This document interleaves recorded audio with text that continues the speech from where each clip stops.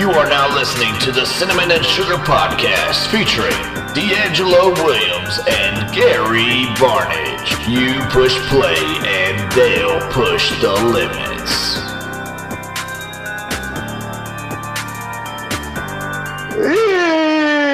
It's your boy Tom here, and we are back with another episode of the Cinnamon and Sugar Podcast. Fellas, I know it was a big weekend for everybody, but let's just go ahead and hear it. How was your weekend? You know what? I'm going to go first because Gary had a fantastic weekend. He kind of let everybody know what he was doing this weekend. So I'll go first. So hold on.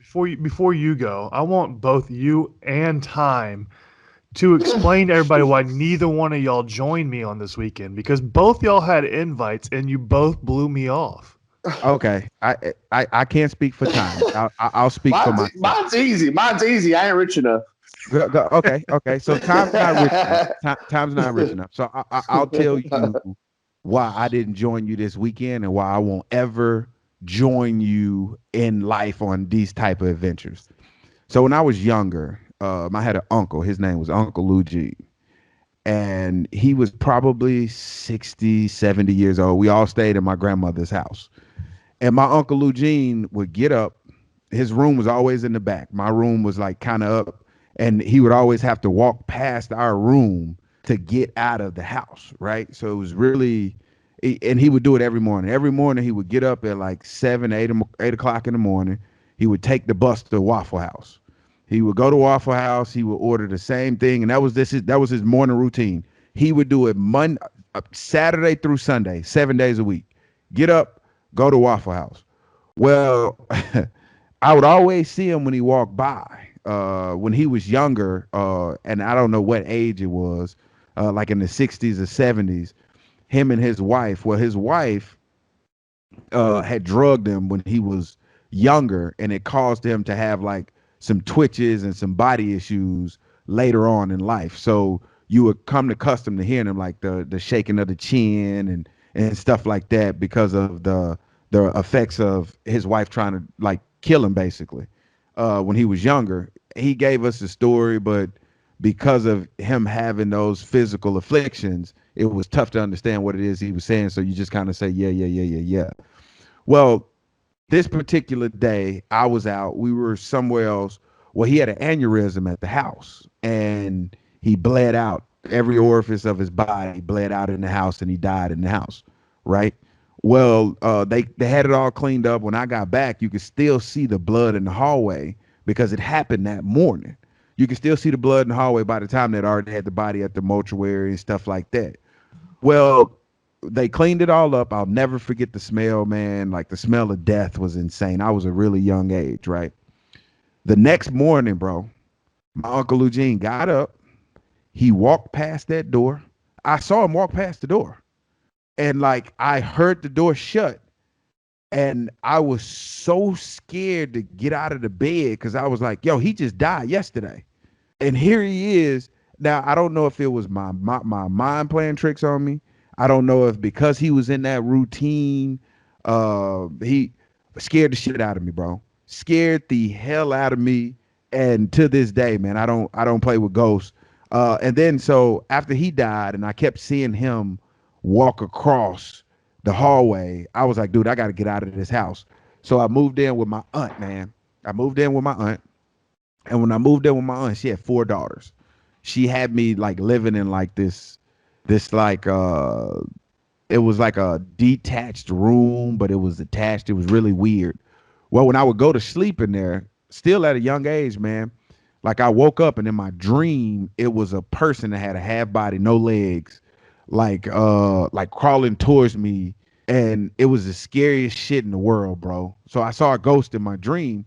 Well, come to find out, like after I moved out of the house, the girls saw it too.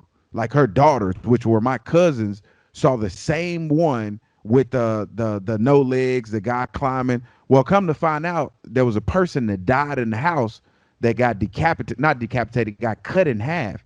I don't know if something like fell over or fell off or what the story was, but like us as adults, we've talked about it.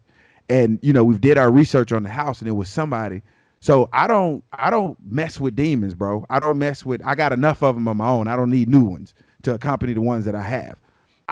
It's not a matter of do I believe or don't I believe. None of that matters. Well, you obviously believe because damn right, because I've Yeah. seen it. So even I can still see it and not believe. We do it all the time. Like I can't believe my eyes. Like that shit didn't happen. But yeah, it really happened. I saw it. So I don't need to go on these ghost escapades with you to see something. I've seen it already at a young age. So that's why I didn't join you, because I don't need your adventures to believe. That's WPS anyway. I don't do it. Well, for reference, so everybody knows what I did this weekend, Yeah. and so people aren't left out. I went and stayed at the Conjuring house, the actual house that the movie The Conjuring is based off of. So it is in Rhode Island, and some crazy stuff supposed to went down there. Obviously, if you've seen the movie The Conjuring, you have an understanding. The house is supposed to be haunted. There's things that come out that people have been scratched. People have been like their body's been pushed back and stuff like that. So when I went there, there's actually a family that lives in the house. So they take you around, they give you a tour of everything, and they explain the true stuff that happened here. So we're in the living room, their little dining room area. That is actually where they did a seance, which was shown sort of in the movie, but the real seance happened in this area. And the mother of the kids supposedly got a ghost or spirit into her body and threw her into the room behind them. And Ed and Lorraine Warren got thrown out after that because they didn't do anything to help them. So, and the crazy thing is the people that lived there, hold on, Gary. But I'm gonna let you finish that thought. I wanna update the black community on what it is you're saying. So yes, he knew all this before he stayed in the house. I just want to make sure that they knew this. That's but correct. Go ahead. You go ahead and finish. Yeah, he knew all this before he got there. He didn't know this like upon staying there. He knew this before he went. This is what attracted him to go stay in this house. Go ahead, finish. That is correct.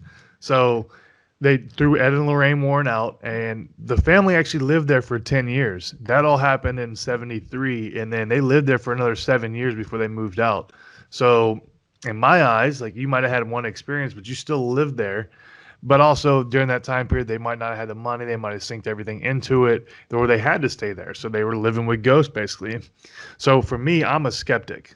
So I want to believe. I'm open-minded, but I'm an open-minded skeptic. So I'm willing to go try and experience something because I want to see if it's real or not. I've been to multiple places that are haunted, that are supposed to be haunted, and I've never experienced anything yet. So that's what I'm trying to do. So I went and stayed the night there. And like, hold on. Again, I want to update the black community. It's February. It's Black History Month. I got to make sure that they know what it is you're saying. Yes. So he went into an actively haunted house that has a lot of demons, not like special ghosts, not like ghosts like the movie where they making a beautiful sculpture with this is not that movie, The Ghost. This is Patrick not how Swayze. Yeah, this is not a Patrick Swayze movie.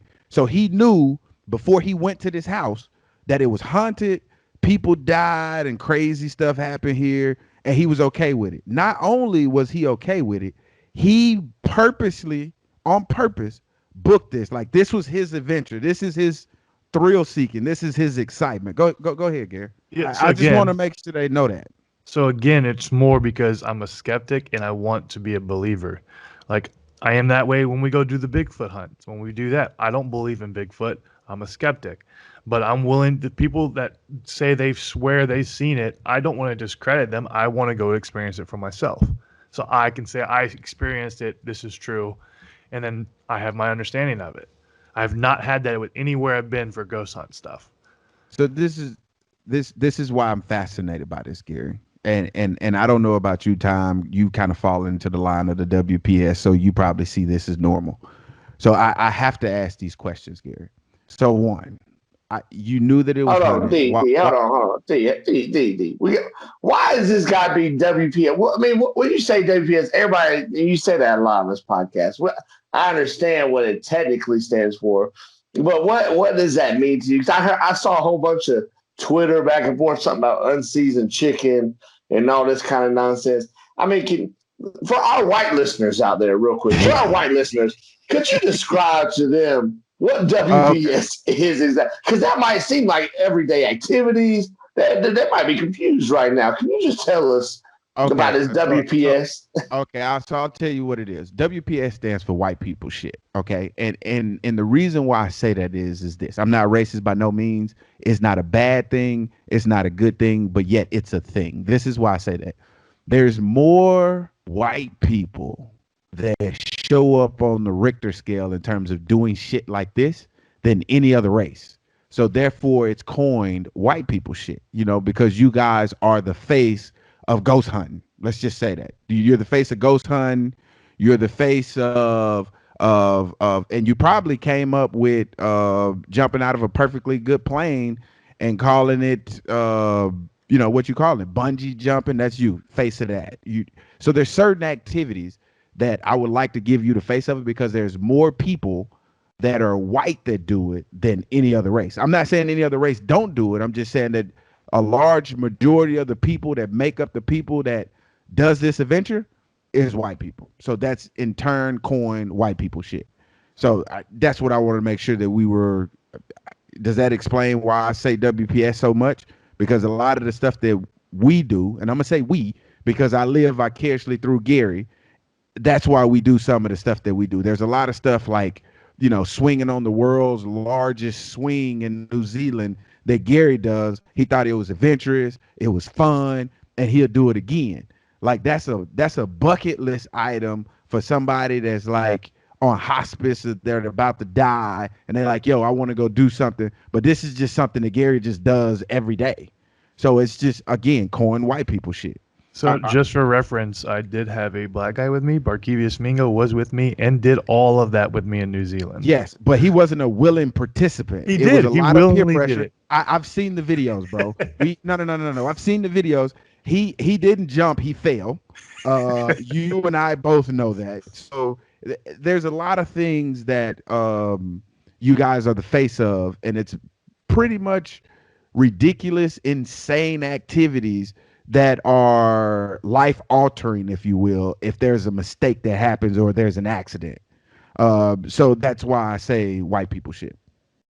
Is that cool? I disagree. I think it's more of just people wanting to be adventurous, do different things, and you don't want to do that. I think that's all it is. Yeah, you tell me where the adventure is in going to a haunted house where people have just killed 4, 5, 6, 8, 12 people. I don't know. That you know for a fact is hunted, and you're gonna go spend the night there because you want to experience it. You want to believe. I think that's the thing is like if you're a skeptic, you're never gonna believe it. So like you're not worried about anything happening. Like you've experienced it, so you see it in a different light because you've experienced something like it. So you're like, why would you want to? Because you know how it made you feel. I've never had anything like that. Like I went to Mansour Reformatory in Ohio. My aunt went with me, my mom, my cousin, and some of the teammates in Cleveland. My aunt said she had her earring pushed out of her ear. I wasn't next to her because we broke up into groups of 3 and 4, and she said she had it pulled out. I believe her, but I didn't experience it, so I'm still a skeptic. So that's what I don't understand. Why can't you just take the belief of other people, especially your close friends, people that wouldn't lie to you? If you know that we wouldn't lie to you, why are we not enough for you to believe? It's just like what you have said this multiple times about Bigfoot. You're in a rock and a hard place. If you see Bigfoot, like if we saw Bigfoot out, are you going to tell somebody? Because you don't think they're going to believe you. And if you don't tell anybody, now you're holding the secret that you can't talk to anybody about. So you're in a rock and a hard place if you're going to believe somebody or they're even going to tell you. Because, again, it's so rare that people actually see them or see ghosts that it's hard to believe. It's just like with other things. You want to experience it yourself so you can get a belief of it. So it took a lot for me to tell y'all the story about me seeing my uncle walk across and I believe you. The half-cut guy. Because when you say things like that, there's a lot of people out there just like, oh no, he's lying, he's this, he's that. You open yourself up for the opinions of other people. Correct. But again, it fits great with what you were saying and why I don't want to go. I believe enough not to come with you. Correct. Like whenever Gary signs up for these ghost adventures, he can leave my name off of it. 100%. I'm not going. And what's crazy is because of how he got me on The Amazing Race, when he said we're going to stay at an Airbnb, I'm doing my research on that Airbnb to make sure that it's not haunted and that he's trying to rope me into. Yeah, this is how bad it is, bro. This is what our friendship has come to because he's in the weird shit, and I got to make sure that he's not trying to sucker me into it accident. Like, oh man, I didn't know. Like, you knew, bro. You had that smirk on your damn face all day. I'm just trying to get you to experience new things, try new things. No big deal. I can experience it through your live videos on social media, bro. Just know that I'm there with you. I called him and I'm like, bro, I forgot that was this week. And he was like, yeah, you know, I'm down here. I'm having a great time. And I'm like, oh, okay, well, you be safe. He did say that. 100% he called me and said, you be safe. And I was like, hey, man, I love you. Because if it don't work out, man, you know, it's a strong probability, you know, accidents and situations like that, not everybody come out. So I would just let them know, man, look, I love you, man. You know, this is a mistake. You probably shouldn't go, but while you there, man, have fun. But does the fact that he came out, unscathed, does that make you think, you know what, maybe I could go next time? No, it thinks like he got lucky this time. But next time, his chances of making it are going to be a lot slimmer than his chances of making it the last time. See, yeah. My thoughts on all of it is like, so I did not experience anything. I went live. I showed people the live. I took pictures, sent them, and people said they saw things in the pictures. I have not actually went back over everything yet. I do plan to in depth and in detail, just to see if I see anything that I missed, because I wasn't really paying attention to the live, because where I was sitting for some of the live was an area where they said that people have been poked, touched, hair pulled. So I was waiting to feel for that. I wasn't really paying attention to what was in front of me that I was showing on the live. So I think a lot of stuff. Go ahead, Time. Well, I told you needed to recite the lyrics for Crossroads to draw them out. I don't know of anybody that could do that. I still you don't got to do that same speed. You don't got to do that same speed. This is what I don't understand, and maybe somebody out there can help me. And this is what bothers me about your adventure, Gary. There's nothing about this that's fun. This is what I mean by nothing about this is fun. Okay, you go, you don't see nothing, you're depressed. Like, well, not necessarily depressed. You're like, damn, nothing happened. I knew it. But if you did see something, then there's still going to be people that say you didn't see anything. So it's not like you're proving anything to anybody else. This is just this is literally a self thing. So you see something, you made, like, you're going to come up with all type of excuses on why you didn't see what you thought you saw. So it's just like, it's a double-edged sword. So you don't win either way. So why even book the adventure? Well, it is sort of a self thing because I do want to experience it myself. But also the fact that I'm going live and giving other people the opportunity. Some people might not get this chance to do that. Okay, so at least I am allowing other people to experience what I'm experiencing. Maybe they see it.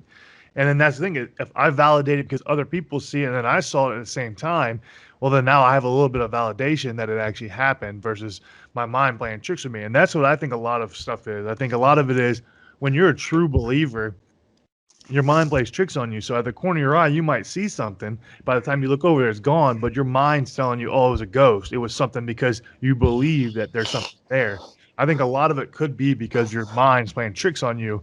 And I'm a skeptic, so my mind's not telling me there's something there. I actually have to see it for me to believe it. Yeah, like my mind's telling me no. Yeah, great song. But my camera is telling me yes. That's actually really good. But here's the thing, though, Gary. Here's the thing. So you go to this adventure. You're at the Conjuring House. You're walking through. You're taking all these pictures and videos and stuff like that. So say that you take a picture or a video, and there's a silhouette of a man or the old crumble man or the old cripple man or whatever the case may be. Right? You can see it in the picture, but you didn't see it when you was there. Does that now in turn, is that enough evidence to make you a believer? Or is that just the picture that could have been, it could have been the lighting, it could have been like the temperature. You see what I'm saying here? Yeah. Like I think, what would be enough for Gary to believe in ghosts? So what I did when I was in the basement, I set up a little foam bowling pin in the middle of the basement. I had a red light shined on it. Yeah. So I even said this on the live. I said, I invited any spirits, ghosts to knock over the thing to show you here, presents, have fun, play with me, do something like so that. crazy to me, So bro. if That is so something, crazy. You did like a mini seance, is what you yeah. did. Now, But if it's cool. something would have knocked over that pen, I don't know how I would have reacted. I probably would have broke the chair I was in because I would have probably fell back in it. And I don't know how I would have reacted, but I think that would have made me a little bit a believer because there was nothing else in the basement but me. And there's no wind, there's no draft, so nothing's gonna knock over that pen, but nothing knocked it over. So and then like what you said with pictures it could be dust with orbs and stuff like that. There could be the lighting aspect. So I try to avoid that. Like some places I took pictures where I hid behind the door, so only thing that was seen in the room was my arm with the camera. So I'm trying to make it where it look as authentic as possible because I don't want any of those. Oh, your shadow could have made it. I was trying to avoid all of that, but I did not experience anything. I slept no problem in the house. Didn't have any issues.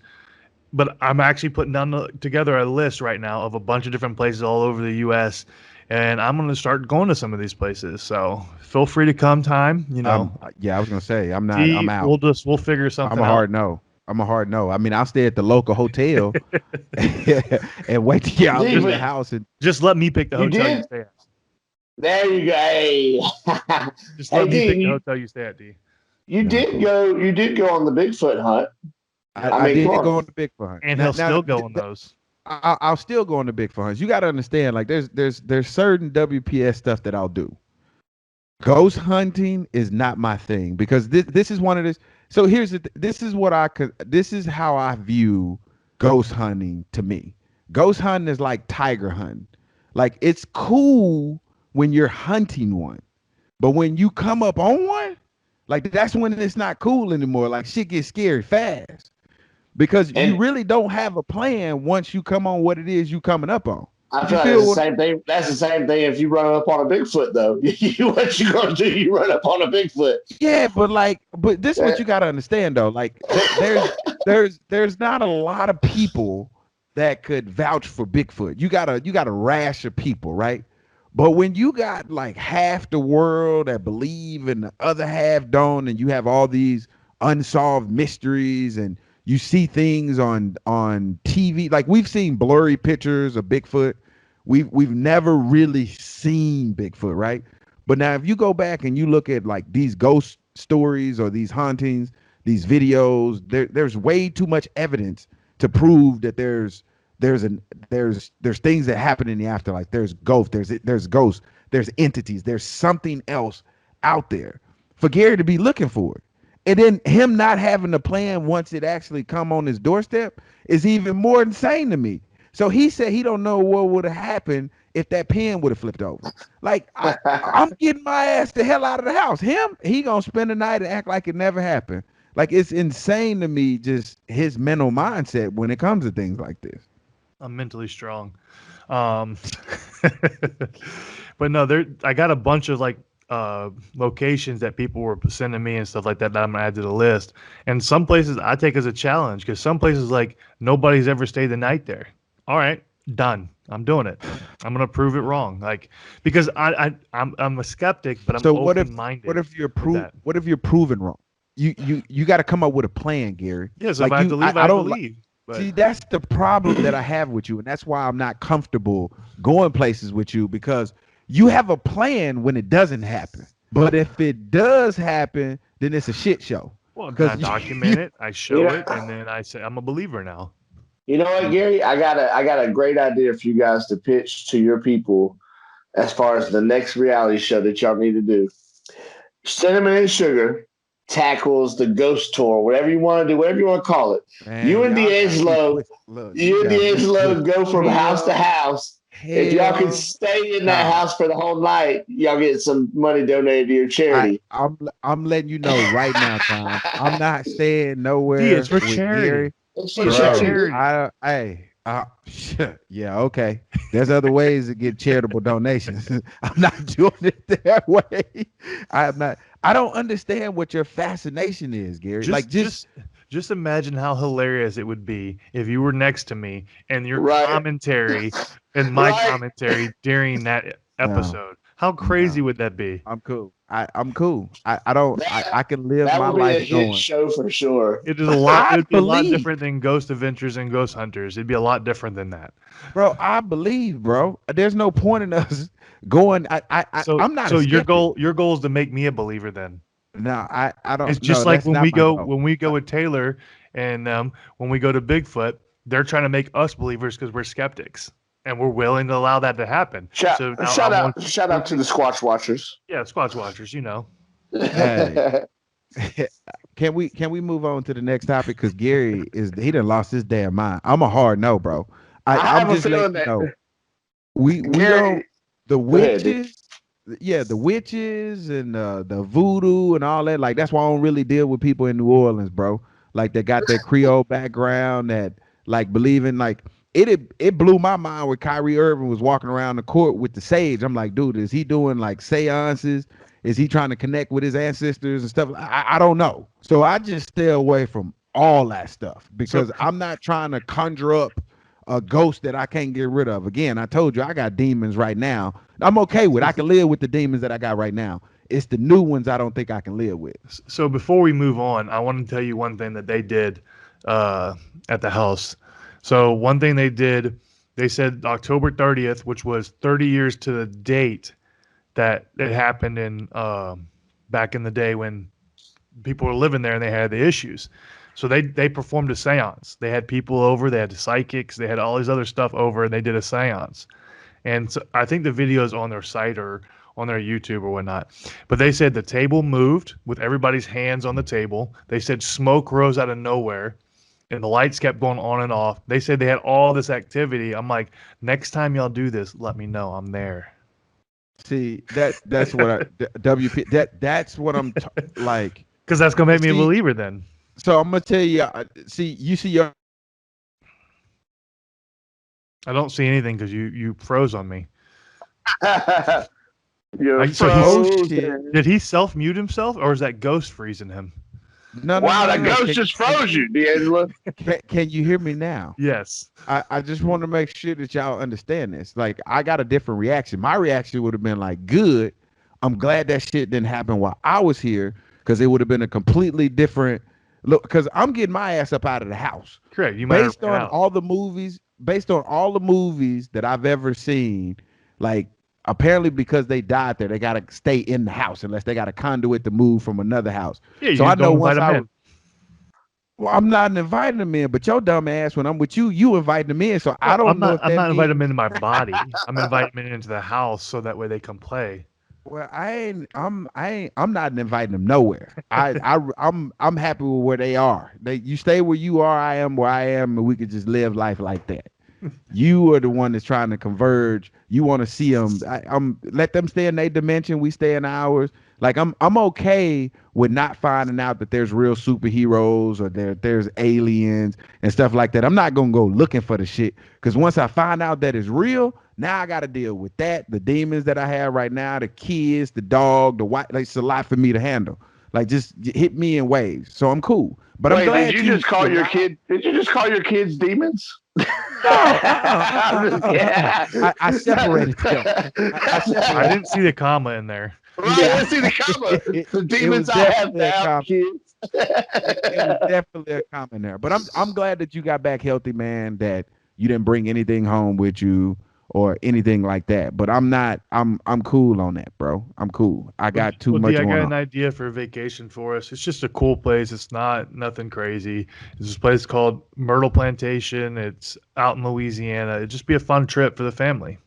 Nah, I'm cool, bro. The way COVID's set up right now, I can't travel. No, they only allow one people to stay in the house, so it'd be just us. I I'm have cool. a feeling. I have a feeling that you I'm go. cool. You start texting D'Angelo about that. He's gonna ghost you. Very Now, similar D- to what I did to him this weekend. Right, exactly. Now, D, I do want you to tell the people because you kind of glossed over your weekend like you didn't do much, but you did get a puppy this weekend. I did get a puppy. So Black Friday, we lost our last dog last year. 2020 was not necessarily it was rough. We had the birth of our son, but then we had the death of our oldest dog We had 4 dogs to start this whole journey with. Our kids all knew our dogs. It was insane, except the last son. He only met one of the 4 dogs because they all died. We had 2 die of cancer, one of just I mean, I don't know if he had an enlarged heart, and then we had the other one. He died of another type of cancer, but he died on Black Friday. And we always used to having dogs and stuff like that. But the kids have never really seen a puppy. So when we told them that we was getting a dog, when the puppy came around the corner, they was like, "You got this little dog?" And I'm like, "He's gonna get big." And they was like, "Well, was our other dogs this small when y'all got him?" I was like, "Yeah," because they only know him since they were big. We didn't get them as puppies. So as a result, like they wasn't overly excited about getting a new dog because they thought we were getting a dog, not a puppy. Man, that puppy came around that corner, man. My son hadn't put him down. My oldest son hadn't put him down. My girls are always asking where he at and like looking for him and stuff. So it's pretty cool. You know, the only thing that scared me is I didn't want to lose the dog to the kids because I want them to listen to us, and our dogs would always follow us. We would go into 4 or 5 different rooms. 100% our dog would follow us. Well, this puppy, even right now, like he doesn't even follow us. He follow the kids. And I'm like, dang, this sucks. Like, I mean, they chase him around and stuff like that. Yeah. So it's just, we're going to end up losing our dogs to our kids, and we're going to be that household when they grow up and our kids move out. They're going to be like, well, how's my dog doing? That's not your dog. That's our dog. You know, blah, blah, blah, blah, blah. I'm convinced that when they get older, they may try to take the dog from us when they move out. It just means you have to get 2, 3 more dogs. I'm not doing that. We did the 4 dogs, 4 kids thing. Well, it was 4 dogs, 3 kids. And it was insane because we got the dogs before we had kids. So yeah, we won't make that mistake ever again. I do need to give a shout out. It is my 3rd Memphis in my family now. So D did name his dog Memphis, and that is my 3rd Memphis. My brother's son is named Memphis, and my niece's son is named Memphis. So now I have 3 Memphises in my family. Yeah, he does. That's when he said that, I was like, "What?" He was like, "Yeah." But you know, obviously, why I named it Memphis, I couldn't name it Loserville because they don't have enough wins for me to name them that. Can we tell him what you were going to name it, and I liked it, and then you backed out on it? He was going to name him Bane. No, he was going to name him Bane. Yeah, but see, the family wouldn't. They didn't. I even had them watch The Dark Knight Rises just so they could see Bane, and they liked his voice, but they was like, "No, he doesn't even look like that. He has the white going across. He doesn't have a black mask." And I was like, "Yeah, he does." Like they didn't like Bane, so then they could have called him Joker. Oh, I like that. I like that too. But he's Memphis now through and through. He has the blue collar on, has the Memphis logos. So when we play the Mark Cohen song, Walking in Memphis, we say Walking with Memphis. Walking with Memphis. Ah, nice. Yeah. We're corny. That's some WPS right there, D'Angelo. Yes. 100%. I'm with it. I'm into the safe WPS stuff. I'm not the adventurous, let's go out and put our life on the line. Like, you know what I'm saying? I'm pretty sure like base jumping, parkour, jumping out of a perfectly good airplanes and skydiving. Like, look at that. Like, that's all stuff like going hiking and not letting anybody know that you're going hiking. Like, it's just stuff like that. So just to clarify, you'll never skydive? That's not a no. I can't clarify this. I'm gonna clarify this. I will never knowingly, without any peer pressure, like under my own. No, I would never do it. It'll have to be a hell of peer pressure, a lot of drinks, a lot of stuff thrown my way. I'm not going to completely rule it out because I do have some very convincing friends. So you're saying if me and Reese book it for your birthday with me, you're not going to do it? I don't know. It depends. I got to see the death. I got to see how many people has died doing this. Like, there's a lot that goes into it. I'm setting it all up. Yeah, he set me up. See, I'm. It's a soft no because it's so stupid, bro. It's so stupid. Like, there's more ways there. I'll try and get Bell there. There's more ways to get a rush than the way that you go get it. That's all I'm saying. But So- you mean when so- the select few has done it. These one of those that rather stick to the teacups at Disney World. He'd rather stick to those he to doesn't get like his roller thrills. Look, there's a reason why people get on roller coasters. People get on roller coasters because of the thrill. There's a small percentage chance that it could be an accident, but even if there's an accident, you think worst case scenario, you're stuck on this thing. But if they told you that there's a risk of you dying every time you got on this ride, it'd be less people getting on roller There coasters. is a risk every time you get on one. Yeah, I Yeah, feel but like it's people know that. very low. It's a higher probability jumping out of a damn plane on a skydiving trip of dying than it is on a roller coaster or anything else. I guess That's it all just I'm depends on where you're at. Why Depends on would you safety want to double regulations. down? So let me make sure we get this straight. And this is why I have an issue with the WPS stuff that you do, Gary, knowing that you have a lot of black friends. Same way with you, Tom.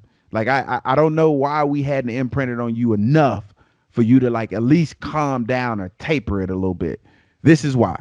You've made it through birth, you've made it through, car accidents, school shootings, you made it drug addiction, you made it through none of that. That you didn't, but then you're gonna double down by going skydiving and rock free falling and all jumping off cliffs and shit in the water. Why? Why would you double down? So what the problem is, you said I have a bunch of black friends. Y'all all enable it. Y'all all come with me on some different things. I just have to pick the right person to come with me. It's not like, True, oh, y'all all true. won't say no. I have to find the right one that is going to say yes. And then, hey, I'm right there. Let's go. Okay. All right. Facts. You speak facts. That's true. I got you got me. D, so I looked up. Apparently, the official risk of dying in during skydive is 0.0006% chance. Why would I even subject myself to that when I don't have to go? I don't even have to go. Now I'm intrigued on what the percentage of dying in our car wreck is. Because because if there's more it's lower people than that. No. You can't compare the two. So this is finna be the The whole chances of math. dying in a car wreck are 1 in It's finna 103. be the whole There you go. flu is worse than the coronavirus. This is gonna be that type of conversation because you're comparing apples to freaky. Nope, you're not comparing it to apples. It's like apples to celery. You know what I'm saying? The apples you can grow out there, celery's man-made. Like it's not the same. Not Wait, the what? Celery's not grown? Well, it wasn't celery. I think it's broccoli. Broccoli is not it's like engineered, like we made it. You can't find broccoli in the wild. Oh, okay. Now you're speaking about like Yeah. that. Gotta have that broccoli. Or are you talking about like actual broccoli? No, I'm talking about actual broccoli. Oh, okay. I got you. Yeah, My actual fault. broccoli. Yeah. Actual broccoli. Well, the chances of someone dying by being kicked by a goat are 1 in 500 million. But last night we had somebody's hopes and dreams that were smashed by a goat. I gotta hear y'all's take on the Super Bowl and what happened. I know a lot of us in here were on the Patty Mahomes Kansas City Chiefs train. I but was not. Gary, so you said I don't remember. Did you actually call the Bucks? I remember you I said I saying. can't bet against Brady, so I take Right. the Bucks. All But right. before we get to that, I would love to discuss the commercials and how terrible they were this year. There was Oh. no commercial that stood out like previous years where you had certain commercials, you might have 3 to 5 that stood out. Oh, these were great. The best commercials in my eyes was a trailer for the new M. Night Shyamalan movie, Old. Yeah. And Yeah. and then That was a dope. I like the Jason Alexander one with the sweatshirt where it changed faces when he was doing different things. I Yeah. thought that was an interesting one, but that was the most memorable one for me. I didn't feel like any of them were really great, and that's very disappointing because everybody looks forward to the commercials too. And I felt like it was a very lackluster commercial setup. I thought Okay, the Drake from State Farm was pretty funny. Yeah, but Oh, all when- their ones are to me it's the same kind of funny because they're all like that. Exact. Yeah. It So wasn't and, anything what I special for the expect. Super Bowl. My favorite one, I'll say this real quick, was the Shaggy one with Ashton Kutcher and Mila, where they talking about it wasn't Cheetos. me. Yeah. Yeah. So my favorite one, and it was very similar to Gary's, but not the same. His was the M. Night Shyamalan movie. I don't know if I said his name. What? Can we Yeah, run? Can I we say it run real back that fast so I don't have to name? butcher his name. That's But mine was the new release coming to Disney Plus. The Winter Soldier and Hawk, because I think they dropped the black, right? No, Is it Black Hawk or was it just it's, Hawk? it's Captain America and Winter Soldier. It's the new Captain America. No, it didn't have his name in it. Pretty It sure it's didn't. Captain America. I'm not sure it had his name in it. I'm gonna have to look that up. But anyway, that it's interesting because apparently they're trying to get away from putting black in black superheroes name. Black So, good Panther. luck with Panther. I don't know if you're just me. I'll go Panther. I'm just saying. That's the character's name is Black Panther. It has nothing to do with his race. It has to do with his outfit. Yes, it does, right? But Most Panthers are black, unless you want to count the Florida Panther. But yeah.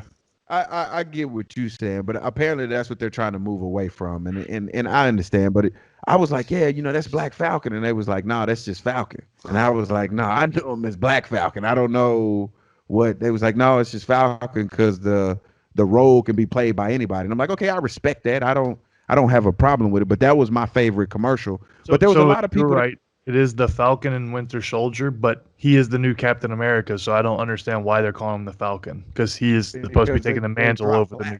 Yeah, but he's supposed to be the new Captain America, not the Falcon anymore. Yeah, I would also appreciate it if you stop questioning me when I say something was my favorite and I say the name. Like, You weren't even obviously sure I yet did. either.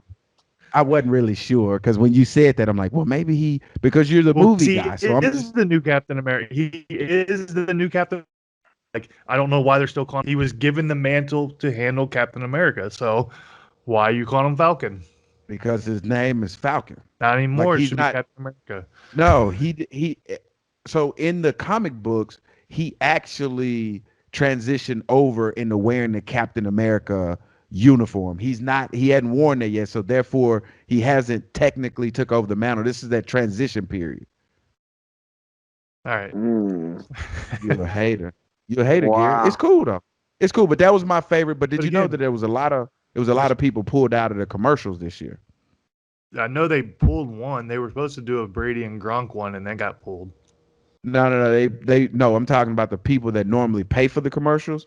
They didn't this year. They opted out of going to other ways of marketing, like maybe paying a influencer on their YouTube channel or on their social media page and stuff like that, because the Super Bowl and the pandemic and people losing jobs and stuff like that. So I think that it showed. was a smart. Yeah, it 100% showed. Nothing was special about the commercials. And then we get to the game. So now we're at the game, right? Before the game, what did y'all think about the halftime show? Trash. I didn't think it was as bad as everybody said. Trash. Be honest and say it was trash, Gary. It was I don't think fucking it was trash. trash. Why did you think it was trash, D? Bro, so first of all, like, obviously we know that The Weeknd can sing. Like, I'm okay with. I don't understand why do you bring non-performers. Not I understand that you can sing. You need a performer for the Super Bowl halftime show. You don't need an artist or somebody that can sing or somebody that can rap. You need a performer. I want to be entertained when I'm watching a Super Bowl halftime show. I was not entertained. Obviously, he makes great music. He has a great tone. Everything about him screams greatness except performing. He's not a great performer. Therefore, I did not like his performance, and therefore I thought it was trash. Him as a singer is absolutely amazing. Him as a performer, he's average at best. Which is why I said it was okay. It wasn't terrible. It wasn't amazing, because I think his vocals make up for the lack of dancing and all that stuff, because he doesn't dance. I haven't seen him dance in any of his videos. Stop. What If are I you talking want to, if I want to do that, I could just buy a CD. No, I know, but I'm I'm saying not that's why I looking said it's okay, because I think his vocals and the songs he played, he chose the right songs, because that's all of hits.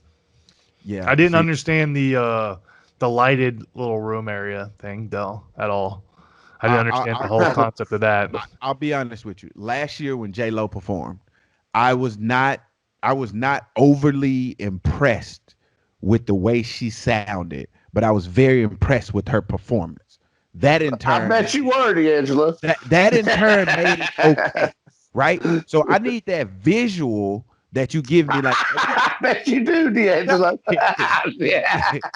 no, Tom, that's not what I'm talking about, bro. I just got to what you said. Nah, that's not what I'm talking about. But what you have to understand is like when people are watching halftime shows, bro, we're not watching halftime shows to hear you sing. We've obviously like your music. We've heard you on our headphones. We've heard you through our car stereos. We've heard you through our TV. So now impress us. We've seen this commercial. Well, it looked like you've acted. We've seen pictures of you looking like a damn blockhead because you went and got surgery. Like now we thinking, oh, he's going to perform. He's going to step up. He's going to give us that legendary performance that everybody's gotten. Like there's been people that performed that wasn't necessarily good performers, that were really good singers. When they came to the Super Bowl and they did the halftime show, that you was like, damn, I wasn't expecting them. I didn't know that they was this type of performer. Like they really went above and beyond, and you saw that they tried. I didn't think that The Weeknd even tried. He didn't even push the envelope. He just relied on vocals. He put $7 million of his own money into that show. Where? In the damn jacket that he wore? In the jacket. I'm just saying. But no, but like $7 million in the jacket that he wore. But do you put that on him, or the NFL picked him? That's the thing. He's not a performer, like you said. He relies on his vocals. He's not a dancer. NFL knew this. They still chose him to do it. He's not changing who he is. That's who he is. So why are you putting that on him? He just played how he always plays. He relies on his vocals, and I think his vocals were good. That's why I say he was okay. I don't think he was terrible. I don't think he was great. Okay. I was still go ahead, Time. And I was saying, like one of my favorite clips is that clip of Michael Jackson performing in, I think it was the 93 Super Bowl, where he starts the performance with like a minute of just like standing there, letting the anticipation build. And I'm like, that's kind of the aspect we've gotten away from. It's just like the simple, let your character work for your performance. Because now everybody feels like they have to do over the top light show, over the top, like, the whole, like you said, walk around the room, which I thought was like there's been some funny, memes. It was different. I just don't know. I didn't know what the meaning was. Right. And, but yeah, that's the thing is, maybe it's one of those things where it comes out later and he explains what everything was and it makes more sense. But yeah, I mean, I didn't have any problems with it. I just thought it was funny, the wide range of reaction I was seeing, because literally on my timeline at one point on Facebook, this was the worst halftime performance I've ever seen, was right over top of, oh my gosh, that was the best halftime performance I've ever seen. So it's just, it was like that all night. And it was people from all walks of life. So that was pretty funny. I still stand by my thoughts. The best two Super Bowl performances of all time: Michael Jackson, followed by Prince. I can't argue with that. I put Bruno Mars up there too, because I know a lot of people did like Bruno Mars too, but those two are the top two. Yeah, it's hard for me not having a wardrobe malfunction up there. Hey, it's really hard not having that one up there. I better have you naked by the end of this song. Hey, like, and then they try to act like it's a wardrobe malfunction. Come on now. Yeah, it's really hard for me not to put that one up there. But you know what? I digress. Because we got to get to the game. Let's talk about the game. Got to get to the game. Yeah. All right, D. Start us off with just off. This is gonna be quick. This is probably one of the easier Super Bowls to talk about.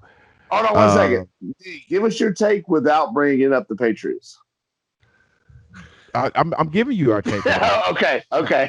So this is why I found it interesting. Going into this game, I thought this was going to be one-sided Kansas City, because they had all the tools over there.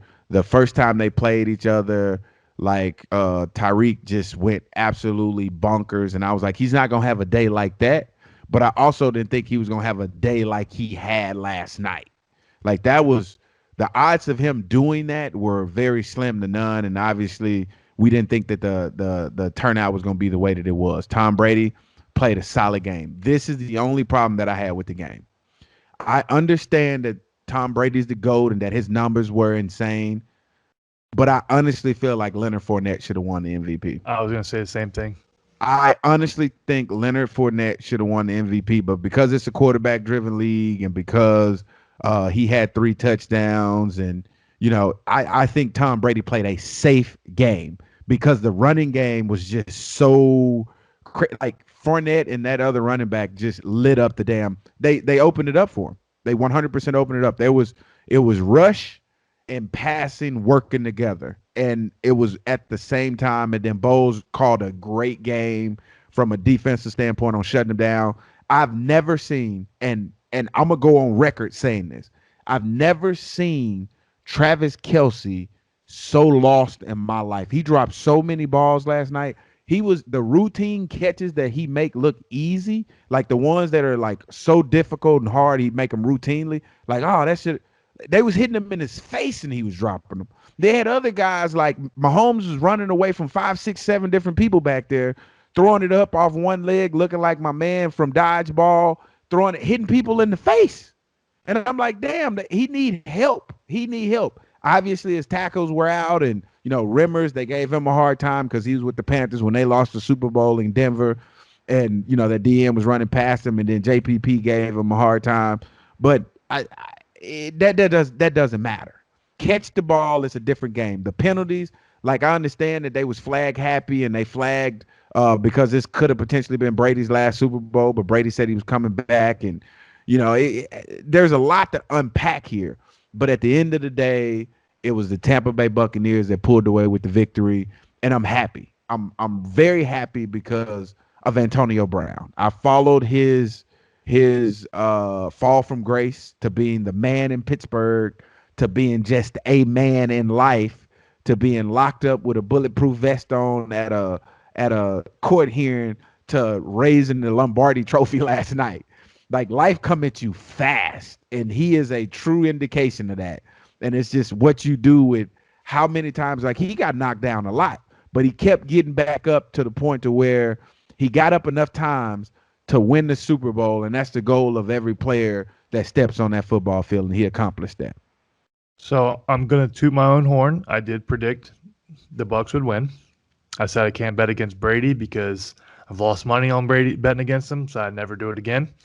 I was a little short on the yardage, but I did predict a touchdown for Antonio Brown. I said 80 yards. I think he had 40 something. So I predicted both of those. But like you said, you were talking about the injuries of the Chiefs. But to me, you can't use that as a scapegoat because you knew you were going to have the injuries going in before the game. It happened. It happened last game. So you had time to game plan so you didn't have to worry about that stuff. And that wouldn't become an issue knowing that they have elite pass rushers. So I don't think you can use it as an excuse. You saw last week or the game before when they disrupted Aaron Rodgers the whole time. You think they're not going to do that against y'all when you don't have your starting tackles? To me, they didn't game plan it right. To me, you had to leave your tight end in or use a second tight end, use them for blocking to help with the tackles, use your running backs more. They were more about getting them out versus helping block. These are guys who are elite pass rushers. You're not going to be able to do that by themselves. Same thing you said with the Rimmers in the Super Bowl. Von Miller, you're not touching him by yourself. You have to have help. It doesn't matter. Yeah. And to me, that's on the game plan aspect because you knew you had injuries going into the game at tackle. You have to game plan so you don't get beat by those guys. And I think that's really what hurt him because it didn't give Mahomes time to feel comfortable in the pocket. He's always having to move and get rid of the ball super quick, and then you're not letting your big plays develop, and they rely on their big plays. That's the big thing the Chiefs do. They rely on it. And, I think they had a game plan great for Kelce because they were banging him off the line. Most teams aren't banging him off the line. They're letting him run free. You do that, any tight end, it's easy for them to find a spot and get open. When you hit him off the line and you disrupt him and you slow up that timing, now it's all mixed up. So I think they had a good game plan, like you said, on defense. I agree. I thought Fournette should have won the MVP. To me, he had 100 yards rushing. He was the bell cow for their team. I don't know why they didn't use him at the 1-inch line instead they gave it to Ronald Jones twice. I understand Ronald Jones had a good year, but Fournette's the big boy. Give it to him. Let him score. He could have had 2 touchdowns. Then now you really have a discussion. Does he deserve it or does Brady get it? I still think Brady gets it because it's Brady's 7th. He's obviously, if he's in there and he throws over 250 yards and a couple touchdowns, he's going to win the MVP. Doesn't matter what anybody else does. Okay, so I'm glad that you said that. That's going to transition us over to this conversation. So there was a lot of people pissed off that Aaron Donald, they said Aaron Donald won the MVP because he was more popular. Yet last year, a stats guy won it, and Stephon Gilmore. He won it with stats. Well, this year they were saying if it was stats driven last year, it should be stats driven this year, and T.J. Watt should have won it, not Aaron Donald, because it's popularity, it's the name. So, do you think that Aaron Donald has the Tom Brady effect? Like, oh, he won Defensive Player of the Year because his name's on the tongue of everybody, versus a TJ Watt that had just an extraordinary year. And here's what I think about it. I think that Aaron Donald at the defensive tackle spot is a bigger impact on the game than any defensive end ever, because you could stop a defensive end. You can literally get a running back chipping over there. Like, Aaron Donald is routinely double teamed and still has an impact on the game. And they were saying like, well, TJ Watt's numbers were better than Aaron Donald. I was like, first of all, Aaron Donald plays defensive tackle. TJ Watt plays outside linebacker or defensive end, if you will. They was like, well, TJ Watt has to, drop into coverage. There's all these excuses on why TJ Watt had a better year than Aaron Donald. And I'm like, so let's make sure we get this straight. TJ Watt had a out of his mind insane year, right? That's routine for Aaron Donald. It's routine. I did this last year. I did it the year before that. I did it the year before that. Like, I do it every year. I get double teamed every year. Guess what? Jalen Ramsey is on my defense.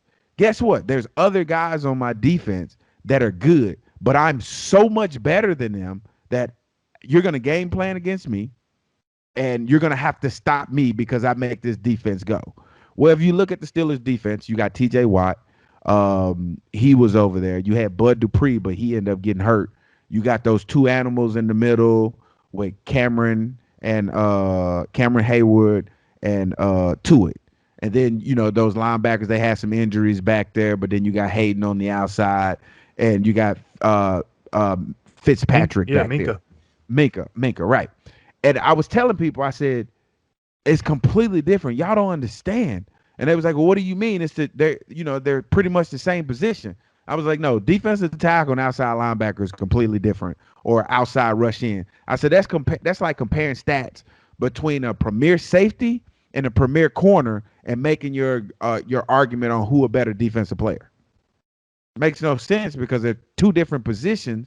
But if you got a hard hitter like Sean Taylor, Sean Taylor is him stepping up and him playing safety versus somebody that ever played safety for Baltimore. I'm good at what it is, Ed Reed. So let's just say Ed Reed. Ed Reed wasn't one of those that'll come up and like lay the hat on you and like absolutely put you in concussion protocol. He was one of those that he could read. He was picking. It's a different type of safety. So we're arguing two different things. Granted, we're talking about the same thing, but we're arguing two different things.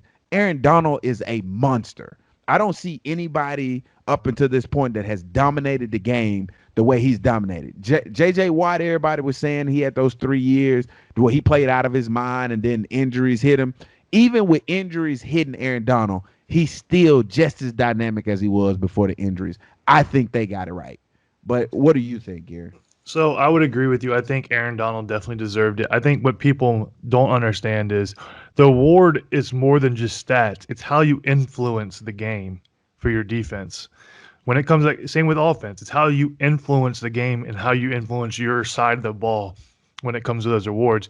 Like you said, Aaron Donald had 12 sacks as a D tackle. What TJ Watt had 14, 15 as a DN. He should have a lot more than a D tackle should. And I saw a stat during the season on the times Aaron Donald was single teamed, he hit the quarterback or he got a sack every time. If they didn't double team him, he was hitting the quarterback every time. And that was like week 10 or 11, I saw that stat. So the first 10 weeks, if they single teamed him, he was hitting the quarterback. You can't say that about any other player right now. No other player can you say, oh, they're hitting the quarterback every time they're single teamed. They get blocked. I saw in some of the games, TJ Watt got blocked by the tackle. You don't have that happen with Aaron Donald. Yes, you have the aspect of you dropping back, but that doesn't influence the game as much because he's not a cover guy. He's a rusher. So I don't care how much he drops back. That's not his forte. So I'm not using that as a benefit for him. I think you could have had a better argument for, I don't know what his name was, the corner that had 10 interceptions. To me, he's a better defensive player of the year than TJ Watt was because he influenced the game. He had 10 interceptions. You got to throw to him. Yes. It's just like you said with Gilmore last year. You could not throw towards Gilmore. He's not going to have the tackles and interceptions because people aren't trying to throw to him. To me, that makes you if everybody you cover has one catch, you're going to be the defensive player of the year because you're shutting down their best player for the most part every game. That's influencing the game. It's not about the stats, and I think that's what people forget about. Yeah, so he's talking about Xavier Howard, who finished with 10 interceptions this year for the Miami Dolphins. Yeah, so he had 10 interceptions, but they're not throwing to him. They're not risking that. They do it 10 times at least, and he had 10 interceptions.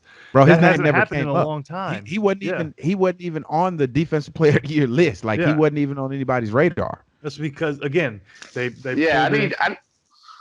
I need people to be knowing Xavier Howard's name because I have a camo prism of his that I need the value to go up. No, he's good. He's a beast. He's a beast. But yeah, I mean, y'all right. And so that's what's crazy. People see numbers, and we all know numbers don't tell the full story because, there's people that could be playing for a team that has two stacked, like a stacked line where people can't double team. And, obviously that's going to jump up their numbers. I think MVP has always been, to me, the impact you have on your team and then the impact you have on the other team, especially when it comes to football. And it's obvious that Aaron Donald has to be game planned around specifically, as you said, Gary, because if he's not being double teamed, he's getting to the quarterback. And that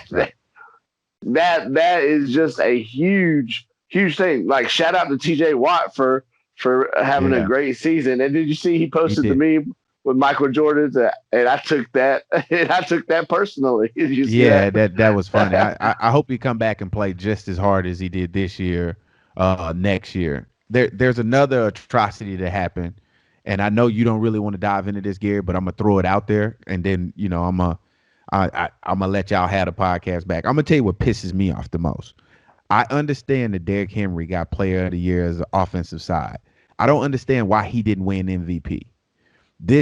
I have no idea why the most valuable player to their team, right? That's what the MVP stands for, right? If you take Derrick Henry off that Tennessee Titans team, they don't make the playoffs. They not a division. They don't do anything, bro. I understand you're gonna hit me with the Aaron Rodgers if you take him off. Like, they won't have any, but they still got Devontae Adams. They still got other guys that can still make those plays. They don't have that in Tennessee, bro. Like, and how often can you take over a game at the running back position? At the running back position, bro. Not at the quarterback. You obviously have a huge impact at the quarterback position because where you throw the ball, how you hand it off. But as a running back to control the game the entire season, like, we got to stop this guy if we want to have a chance to win. That's what I mean. See, the only argument that I would have against you with that is, like you said, you already said it. If you take Aaron Rodgers off of Green Bay's maybe winning 5 games. I know they have the athletes, but they don't have anybody throwing the ball. Nobody knows how Jordan Love is. He's a rookie. Nobody knows. He didn't get an opportunity. Aaron Rodgers is that good. But like you said, with Derrick Henry, he had his 2,000 yards rushing. But again, I know you don't like this argument, but Ryan Tannehill did throw for 3,800, 3,600 yards. He's a top 10 quarterback passing-wise in the league for this year. It was this year. Game. I 100% agree, but I'm saying they work together. Aaron Rodgers does his every year, whether they have a running game or not. They don't always have a running game. And Aaron Rodgers, if he's not on that team, they don't win 5 or 6 games. Because they have the receiver talent, yes, but they wouldn't have the quarterback talent that can So get can the I ball tell you why I feel the way that I feel though? Because I want to Yeah, hear go your ahead. argument against this. Go ahead. So I understand that Aaron Rodgers had an insane year, but I'm gonna use what everybody else is using. So if we're gonna go based off stats, and you give it to Stephon Gilmore last year as Defensive Player of the Year, and then your stat guy this year don't win. I remember a time where Adrian Peterson won MVP of the league because he went over 2,000 yards. Because of how difficult it is to go over 2,000 yards. We're not talking about playoffs. We're talking about regular season. You're going to tell me that Aaron Rodgers was that much better than Derrick Henry? I can't. Patrick Mahomes did the same thing.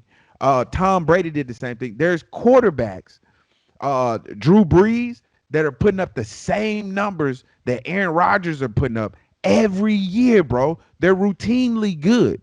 But then when Derrick Henry step up and he go for 2,000 yards rushing, bro, that's unheard of, and then continue to just run through people in the playoffs, you say, nah, this is Aaron Rodgers' year.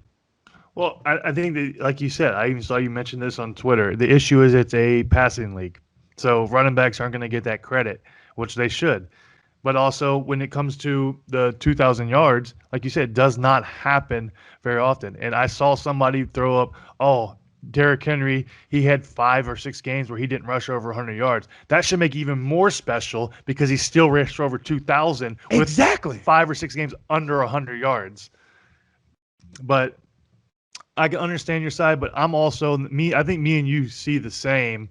We're not about stats. It's about influence in the game, yes, and stuff like that, and your team and how valuable you are to your team. That's what MVP is. It's the same thing with a Heisman. I think a Heisman is the best player on that team, and necessarily it doesn't go to that. It goes to the most popular player on a college playoff team, not that best player in college football. That's my whole problem with all those awards, because it should go to the best player on whatever team that if they lost that player, they would be garbage. That's who it should go to every year, long as they're producing. It shouldn't just be, it goes to this person. No, if like Tampa proved it. Tampa didn't have Brady last year. Tampa didn't make the playoffs. They got him this year. They win a Super Bowl. He made a big difference.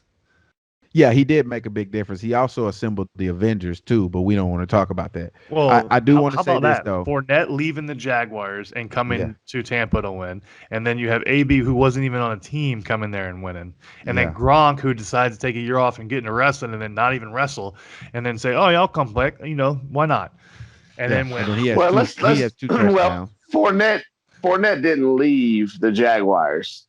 They cut him, I'm saying. Right. Sorry, it's not like he hopped on thing. Yeah, but they think he's not good. He's only 25 years old. I love Fournette. Oh, damn, he's only 25? Yeah. I thought he was older, which how they treat him. But correct. He looks crazy. Older. He does look older, but I do have to say this, and I kind of want to get y'all talking about this. So my idea of the MVP.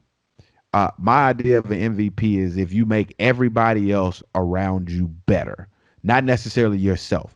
So you look at Aaron Rodgers. Did he make the running game better? No, he didn't make the running game better. He made his team better because of how many yards he threw for, but he didn't make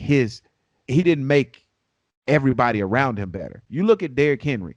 Tannehill, I didn't like Tannehill when he was in Miami. I may have something against him personally. I don't know. I'm just letting you know. When he came to Tennessee, I was expecting them to do a lot of big things. In my mind, he's the Blake Bortles of the NFL as it relates to the Tennessee Titans, because Derrick Henry is so good that he make that quarterback above average. That's what I'm talking about. When you can make, I would agree with that. Else, I think that helps. Name another MVP like Tom Brady when he was winning the MVPs. His running game was moving. He made receivers better. Like Gronk was going over 1,000 yards. Like it was insane. It was like, there's a lot going on here. But like you look at the Green Bay Packers. Again, you take Aaron Rodgers off that team, and I'm focusing on Green Bay because Aaron Rodgers won the MVP this year, which he should have won Offensive Player of the Year. And then it should have been the other way around. Derrick Henry should have won the MVP because he is truly the most valuable player on any team. Any team. He can go anywhere and run the ball and be successful. I can't say that about all quarterbacks. You I can probably say said that about Aaron Tom Brady Rodgers. because Tom Brady did it. Well, Yeah. Aaron Rodgers had proved it, but Correct. Tom Brady has. Yeah.